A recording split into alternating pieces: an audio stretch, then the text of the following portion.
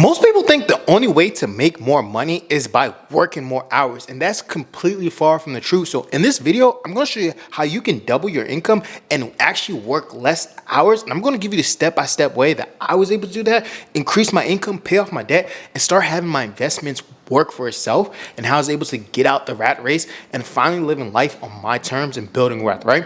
So one of the first things you have to understand is, one, if you want to start making tons of money, you need a high income skill, right? And there's a concept that I had to learn and become really familiar with, and it's called red ocean and it's blue ocean theory. So what is a red ocean? A red ocean is an ocean that's filled with a bunch of sharks. If you're a fish swimming there, sharks are just going to eat you up, eat you up, eat you up, and that's going to be red. It's going to be tons of bloodiness.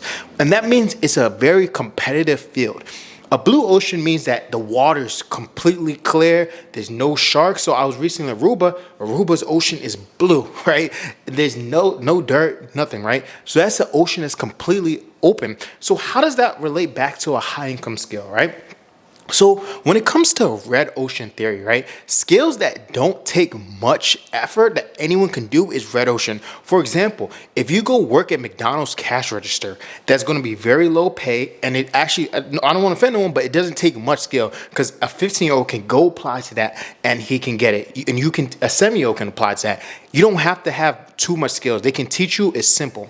And then a blue ocean would be like someone who creates AI, who created ChatGPT. That is a blue ocean. Not many people know how to do it. Not many people are smart enough to do it, right?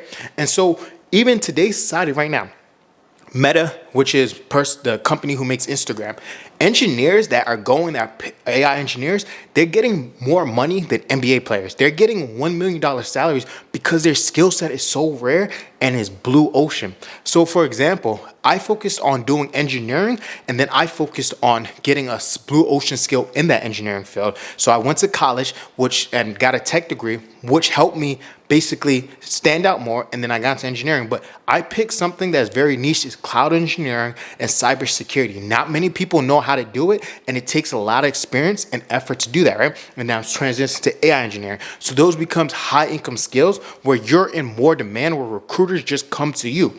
So for example, also another way to start doubling your income is get a skill set that is high paying but doesn't take a lot of effort, right? So cloud engineering, cybersecurity, they're high paying, but also at certain times it gets repetitive. So once you get used to it, it doesn't take that much time. So maybe get into tech, get into IT. Another thing, right? Skill sets.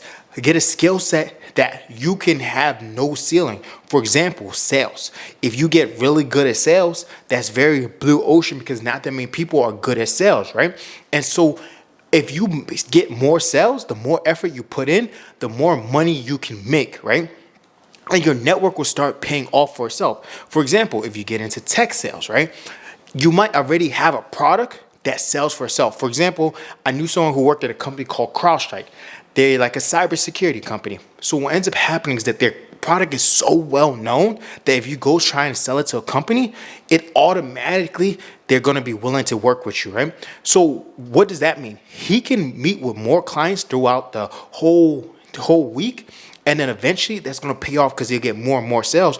Versus, let's say if you worked at McDonald's, what ends up happening? You end up having to work more and more hours at a certain wage. Maybe it's $15 an hour, $20 an hour. I don't know what minimum wage is right now. But if you want to get more money, you have to work 80 hours, 100 hours, 200 hours a week, if that's even possible. But if you get a high income skill, what's up happening? Maybe you get a skill like sales, and then you can scale it easily. Or maybe you get a skill set like tech or engineering, where maybe you can work during the daytime, and then maybe you could get some contracts during the nighttime. Or maybe you can start up your own business. So I want you to understand red ocean versus blue ocean. So working a cash register, that's very red ocean. Getting a specific skill like being a doctor, lawyer, that's very blue ocean, right? So, and then from there, I want you to understand that if you want to start doubling your income, the more liabilities you have, the more debt you have, that takes away from your income. So paying off your debt will free up a bunch of income. What do I mean? So you have assets and you have liabilities. Assets are things that constantly pay you, right? So, for example, we could say a job is an asset. It's not fully an asset, but for the purpose of this demonstration, right? An asset, a job, is going to pay you and pay you and pay you maybe 2 weeks monthly. But a liability, that would be like a car note. So a car payment, you're paying it $300 every single month, maybe $500, right? That's a liability. Basically takes money out of your pocket, okay? So you want to start paying off as much liabilities as possible, right? So, for example, if you have a $500 car note and you have a $500 student loan and then you have a $500 credit card debt, that's already $1,500 right there. So let's say you paid off your car. Instead of getting that nice fancy Lexus, that nice fancy BMW, you go get like a cheaper car, a Toyota Camry that maybe is $5,000 and that you can fix up a little bit and you don't have a car payment. That frees you up another $500. Maybe you pay off your student loans. That's going to free you up with another monthly income of $500, right?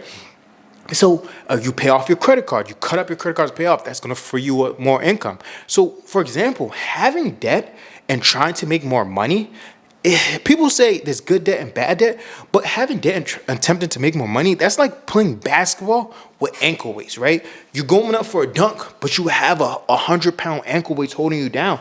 You're not going to be able to jump as high. You're going to be capped, right? And you're going to be constantly have to work twice as hard to get that dunk.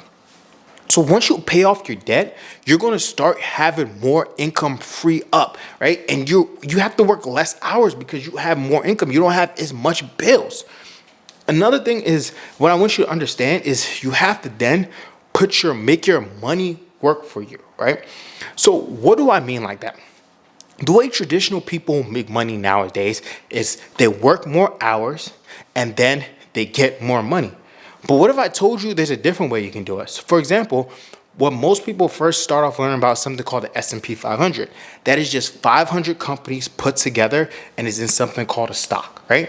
So you can buy a stock and then the stock over time, you might buy it for $500 and at the end of the year, it might be $1,000. So that basically means your money doubled without you working for it, right? You just let it sit there and make your money work for you.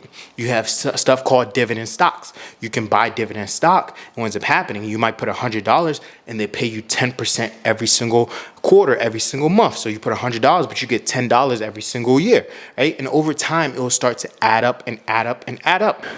So there's a way you can make your money work for you. You can have investments. You can have a business.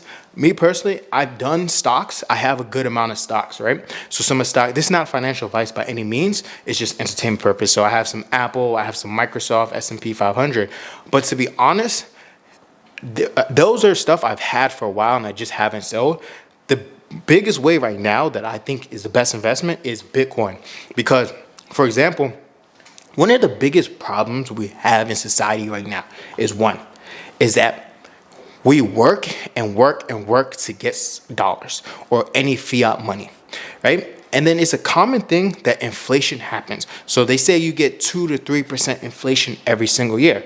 So what does that mean? Inflation means everything around you is more expensive. So let's say you have $100, right? But $100 in 2020 could buy you, let's say, four pancakes, right? But then now inflation goes up by 50%. What ends up happening? And now $100 only gets you 2 pancakes. And so what the reason for this is that money can be printed out of thin air, right? People can just print money. It's paper. It's digital dollars. It's just on a bank account. It's just electronic thing. They type in and you have more zeros in your bank account. It's not really real, right? And so one of the biggest things that I've seen is that Bitcoin, what it is, it's a finite asset. There'll only ever be 21 million Bitcoins ever created. And so what does that mean? That means the theory is that the longer you hold Bitcoin, the richer you actually get, the more stuff you were able to buy. For example, in 2020, average medium house might have been like 300K. Let's just say 300K. And so Bitcoin might have been around like 30K at that time, right? So maybe you might have need like 10 Bitcoin to buy one house. And then let's say the house goes up in dollar terms. In 2025, the average house is about $500,000. So instead of needing $300,000, you need $400,000, right? So now you need $100,000 more to buy that same house. But if just say you would have held Bitcoin, now that Bitcoin is roughly between 100K and 120K at the time I'm writing this video, creating this video, it only takes you about 4 Bitcoins. So basically, what does that mean? In terms of Bitcoin, you have more purchasing power because you're able to buy more stuff. But if you hold dollars, you're able to buy less stuff over time because a house went from 300K to 400K. So now it's harder to get one house. But that same house, you instead of having to buy it for 10 Bitcoin, now you only need to buy it for 4 Bitcoin. And stuff are going to get cheaper and cheaper and cheaper over time. So that's why when you work, what you want to do is you want to store your economic value in something that's finite, that can't get printed out of thin air. And what's going to be happening in the next 20 years, you're going to be able to transfer your purchasing power from one era to another era, meaning you're going to be able to buy more stuff, right? So that's how I believe you can double your income and work less hours. But if you guys like this video, put in the comments what you guys think, and I'll make more videos like this.